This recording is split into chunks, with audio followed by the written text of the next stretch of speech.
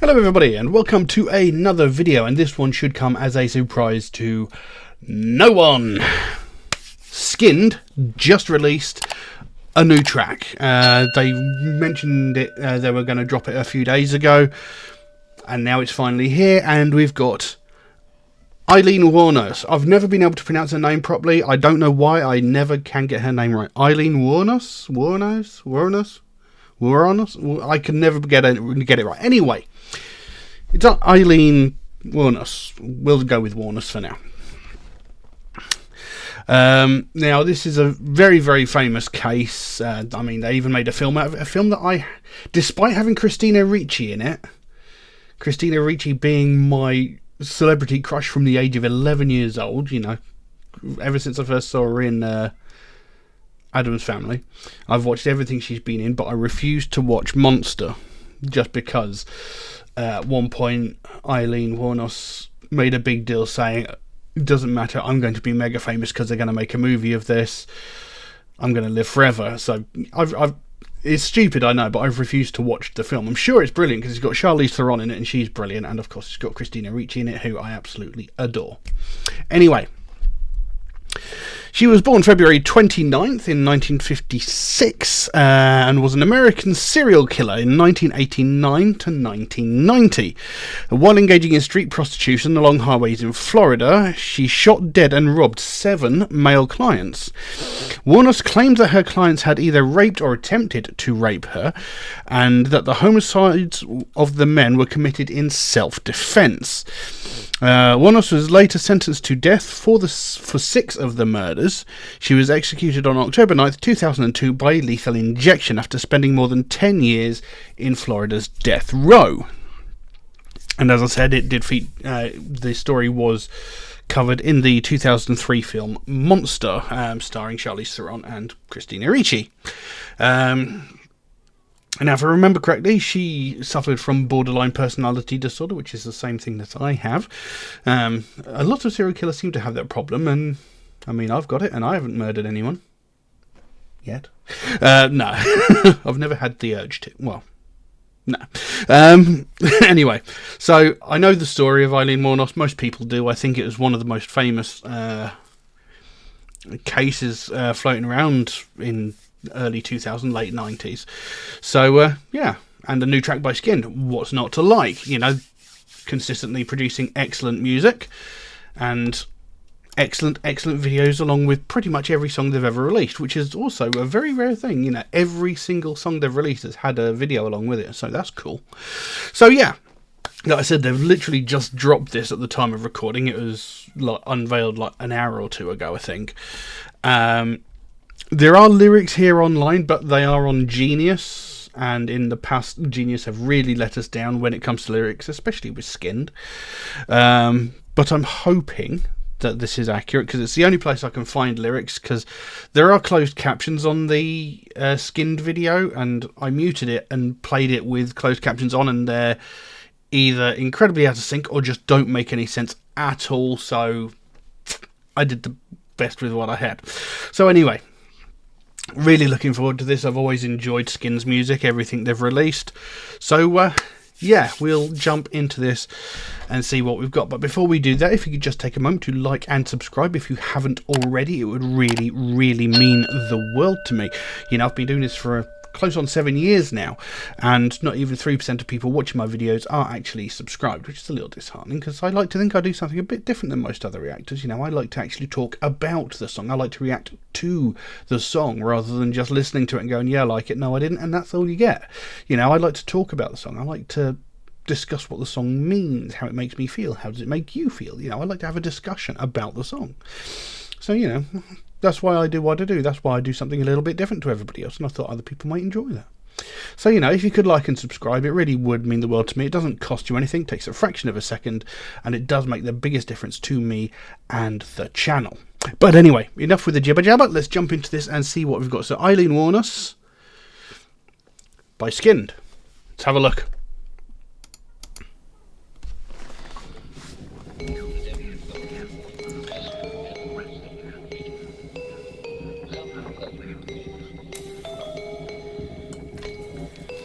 It's like the words were to be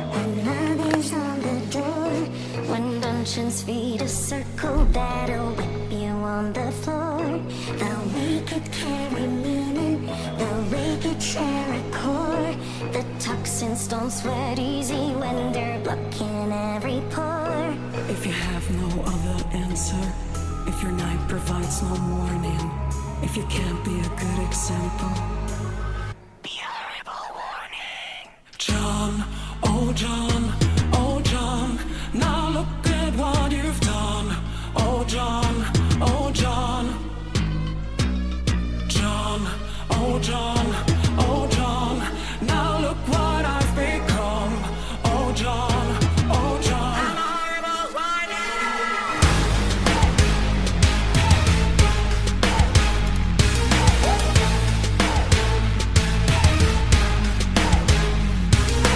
John, oh John, oh John, now look at what you've done. Oh John, oh John. John, oh John, oh John, now look what I've become. Oh John, oh John. Every life has an ending, Every card is a face. every choice has a purpose, every soul has a place. Take a drag of the poison, take a sip of the cure. Take a last good look, cause I ain't playing anymore. If you have no other answer, if you know no other business, if you know the name of your cancer, if you live in a world of sickness, if you have no means to cancel, if your night provides no morning, if you can't be a good example, be a horrible warning. Love will raise us, faith moves mountains, hope will save us all. I gotta tell you something. John, oh John, oh John, now look at what you've done. Oh John, oh John. John, oh John, oh John, now look what I've become. Oh John, oh John.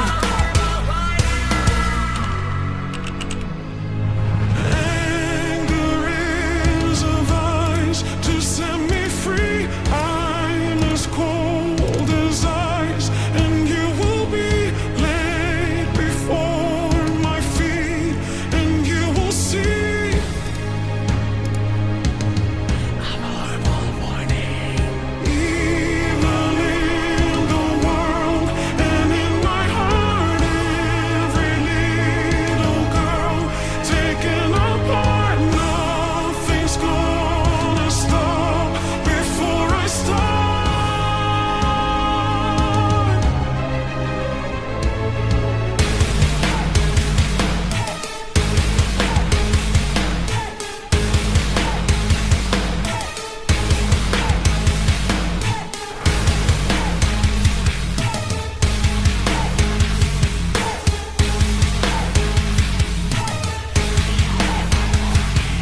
Love will raise us, faith moves mountains, hope will save us all. I gotta tell you something. John, oh John, oh John, now look at what you've done. Oh John, oh John. John, oh John, oh John, now look what I've become. Oh John, oh John.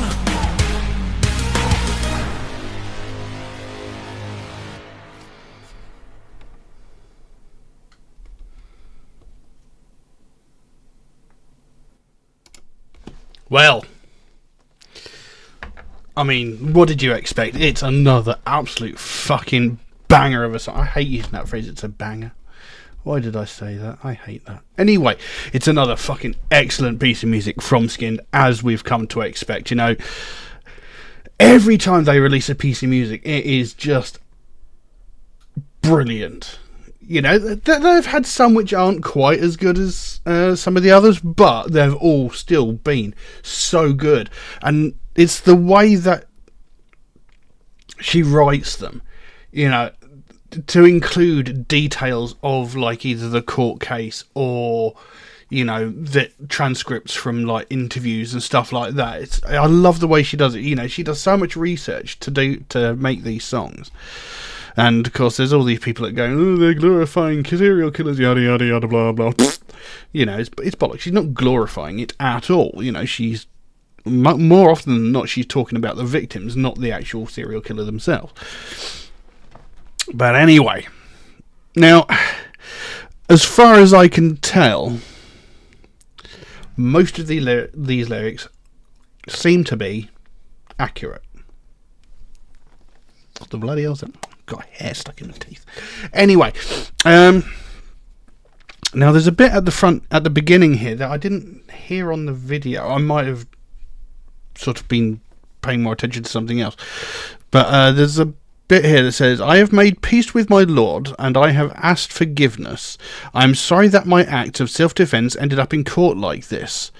But I take full responsibility for my actions. It was them or me. I am sorry for all the pain that my actions have caused. I'm prepared to die if you say it's necessary. And these were... this is a quote from Aileen Wournos herself, after her trial when she was accused of murdering 7 people. That was her like closing statement or something like that. So there's that. And this goes with what I just said. You know, when Skynd writes these songs, they take excerpts from like court transcripts or, you know, interviews, prisoner interviews, that sort of thing, you know, or quotes like any last words sort of thing.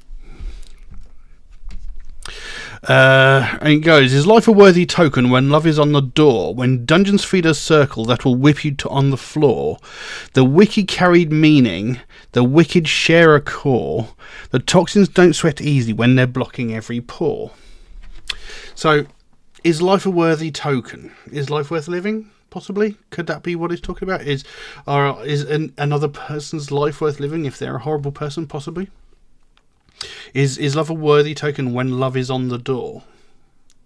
When dungeons feed a circle that'll whip you to the floor. So, like maybe feeling a prisoner, and it's a constant cycle of people just coming in and mistreating you. You know, like she was. You know, she says that most of her, shall we say, customers treated her badly, attacked her. You know, tried to sexually assault her, and this and that and the other. You know, so. When dungeons feed a circle that whip you to the floor, is that like she's trapped in a cycle, you know, like because pimps and that tend to treat you like a prisoner. It's like, you do what I tell you, otherwise there'll be trouble, otherwise you'll get hurt, yada yada yada. So, you know, she's in this perpetual cycle of being mistreated by her customers. The wicked carry meaning, the wicked share a core. So all of these people have the same sort of evil thing at the core of them. You know, they all have the same horrible thoughts, the same horrible intentions, possibly. The toxins don't sweat easy when they're blocking every pore. So again, could this, you know, could be talking about drugs here, it could be talking about alcohol, it could just be talking about the filth that you feel, you know, because, you know, there are people that took to selling themselves, you know, and they don't like what they're doing. It's just they could see that was the only way, and you know, they want to wash themselves of the filth, but it's sticking to them. And like she said, it's not easy to wash away, or toxins won't sweat easy. So you know, you can't get the nastiness out of your body when it's like clinging to you. It's sort of sticking to you. So it's hard to get rid of this filth that's sort of inside you, you know, whether it's a toxin of you being a toxic person, or it's the toxins you feel of being in a horrible situation, or indeed drugs, alcohol, or substances of that sort of ilk. Anyway, if you have no other answer, if your night provides no morning, if you can't be a good example, be a horrible warning. I love that. So if your night provides no morning, so like, is that like if you're in a dark moment but there's no morning, there's no sign of light, there's no light at the end of the tunnel, as it were, you know, if your life is perpetual darkness and there's no sort of sign of light, You know, if your entire life is in the darkness and there is no hope in sight, if there's no sign of light at the end of the tunnel, you know, if you can't be a good example, then be a horrible warning. So, you know, if you can't be a good example, you know, if you can't be an upstanding citizen, or if you can't find a way to be an upstanding citizen and set a good example for people, then be a horrible warning. Then, you know, be like, if you're going to mistreat people, this is what's going to happen to you. You know, you're going to get cut, bitch, basically. You know, if your life is all misery and darkness, as hers was, because she was severely mistreated in her younger days as well. There was a lot that led up to what she encountered. You know, if I remember correctly, she was very mistreated in her youth by her father and such. So, you know, I believe she even tried to take her own life a few times. So she's like saying, you know, if the night provides no morning, so if your life is entirely dark and there's no hope in sight, and if you can't be a beacon of light for someone else and be a horrible warning to people that are going to try and mistreat you or others like you, it's a good line. Then it goes into what can be called the chorus. It says, John, oh John, now look what you have done. Oh John, oh John. Oh John, oh John, oh John, now look what I've become. Oh John, oh John. Now John here could refer to a John Doe, but I think it's more likely to be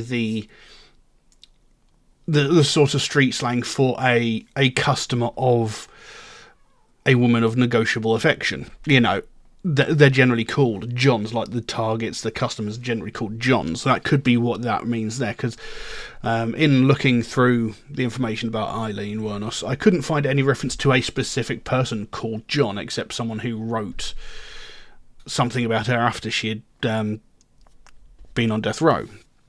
So I am assuming this John in this context is the Johns, the customers, as it were. You know, oh John, look what you have done. You know, look what you've done to me. Look what you've made me become. You know, you've mistreated me so much.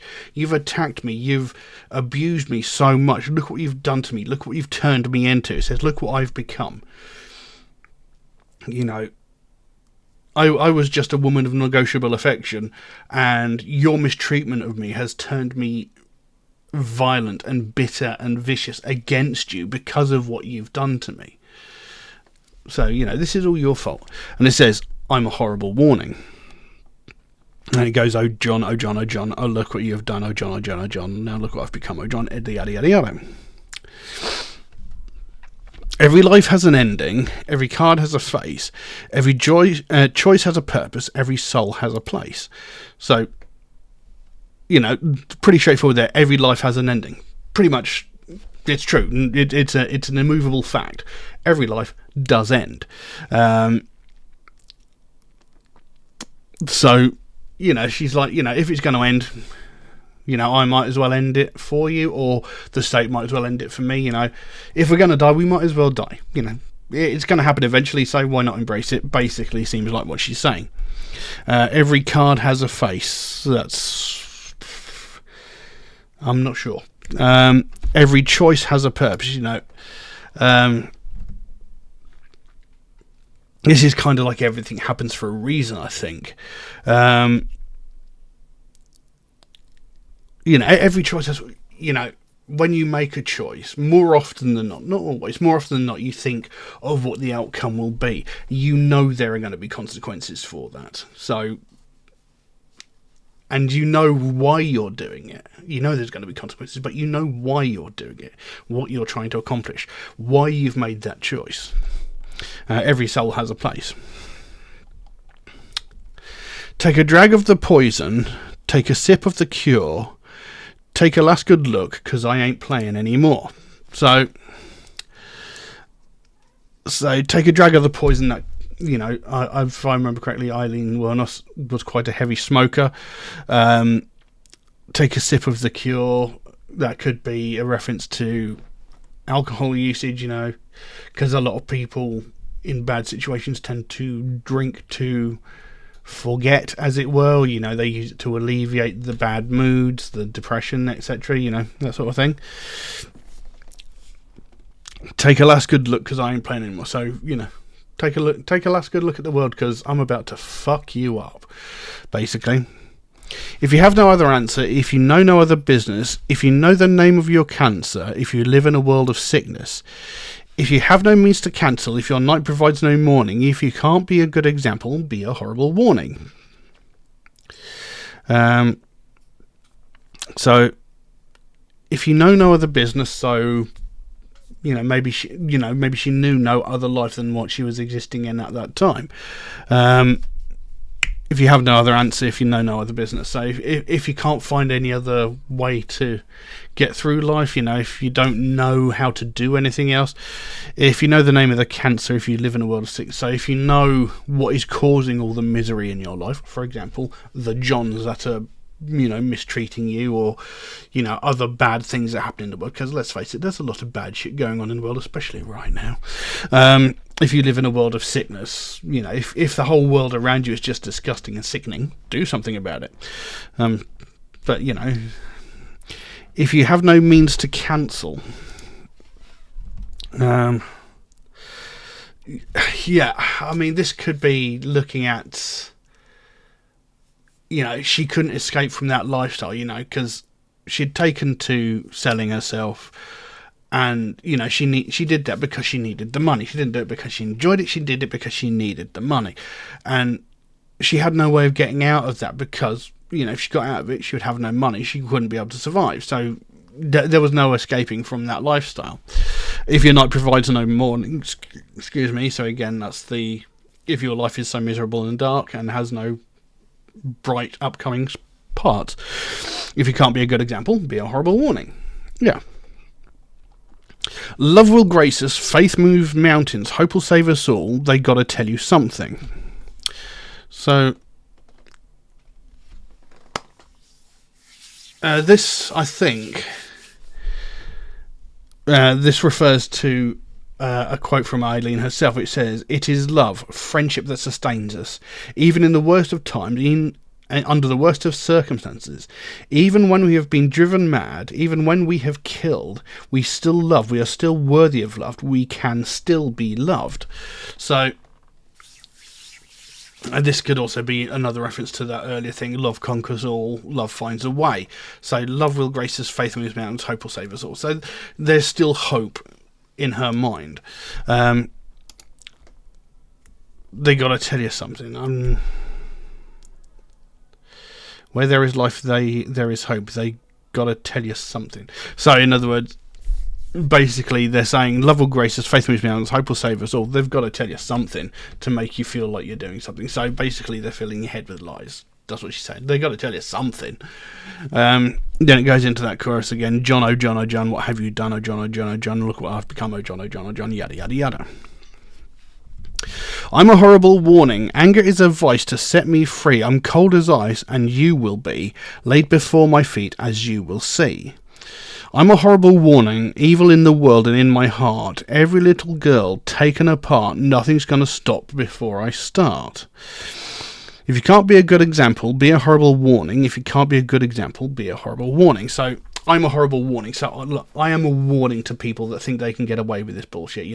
If people think that they can sexually abuse women, if they can mistreat us, even if we are women of negotiable affection, that doesn't mean you get to treat us like dirt. It doesn't mean you get to abuse us or whatever. Anger is a vice to set me free. So my anger sets me free. I'm freeing myself of all this. I'm no longer going to be oppressed and treated like shit. I'm cold as ice, and you will be.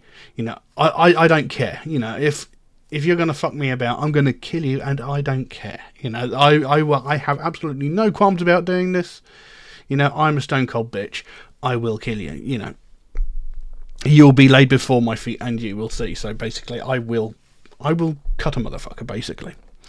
I'm a horrible warning, evil in the world and in my heart.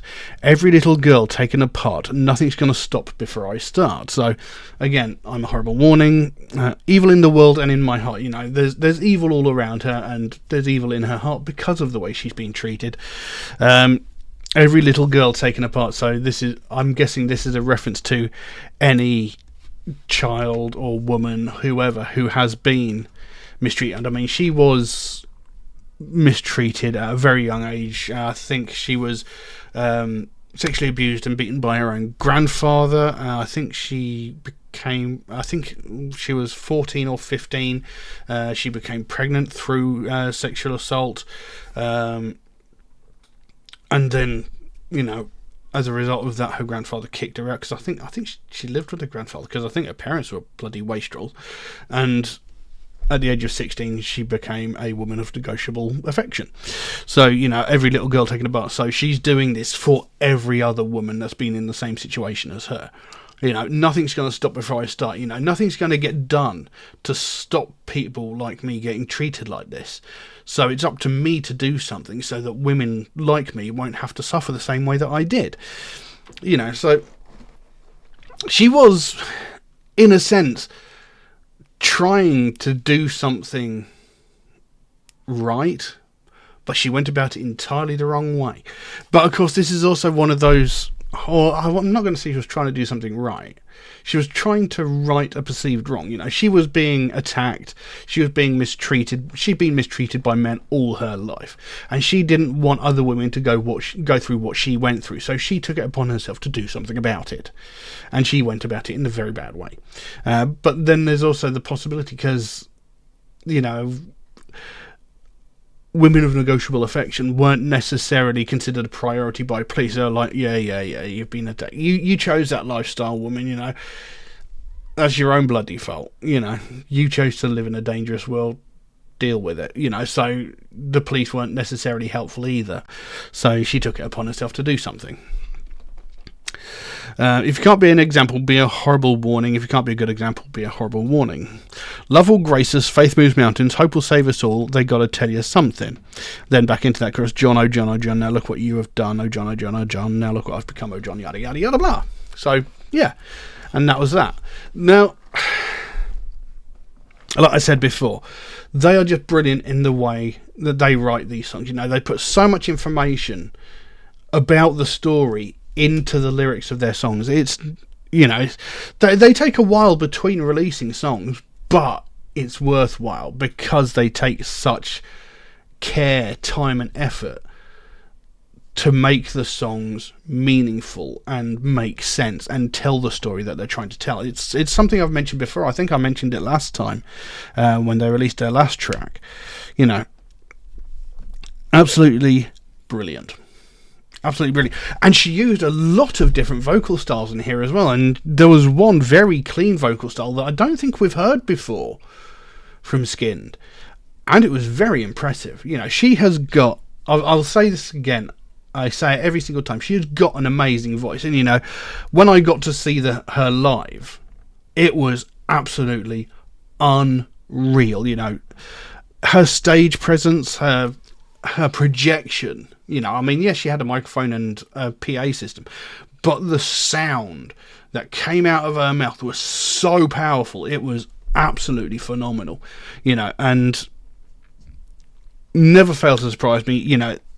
Every song has got its own little sort of variations from like previous ones, because when we first looked at Skynd, almost the entirety of the vocals were like vocoded or run through synthesizers. There was an effect on almost all the vocals, but as they've progressed, she started using more and more of her natural voice, and that's something that I can get on board with, because I like the synthesized vocals as well, the effects, because they add that sinister edge. But adding the clean vocals as well, that really adds more power and emotion into the song.